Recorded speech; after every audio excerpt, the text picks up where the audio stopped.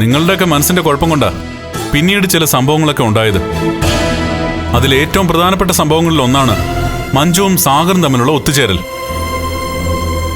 സ്വന്തം മുറച്ചെറുക്കനാണ് ഈ വീട്ടിലൊരു അംഗത്തെ പോലെയാ മേഘൻ കഴിഞ്ഞിരുന്നത്. അവനെ വിശ്വസിച്ച് കൂടെ വന്ന പെൺകുട്ടിയോട് പോലും അവന്റെ സ്വാർത്ഥതയും അത്യാഗ്രഹവും അവൻ കാണിച്ചു.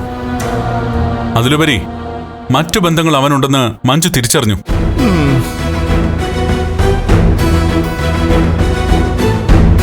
അതിനൊക്കെ ശേഷം നിങ്ങൾക്കൊക്കെ മനസ്സിലായി നിങ്ങളുടെ ആഗ്രഹങ്ങളൊന്നും നടക്കില്ലാന്ന്. അവിടെയാ എല്ലാവരുടെയും മനസ്സിലുള്ള ആ നാഗമുണ്ടല്ലോ, അത് ഭണം നിവർത്തി പുറത്തു വന്നത്. എനിക്കിനി നിന്നോട് തർക്കിക്കാനില്ല കണ്ണ. ഞാനിപ്പോ ഒരു മാറ്റത്തിന്റെ പാതയിലാണെന്ന് പറഞ്ഞല്ലോ.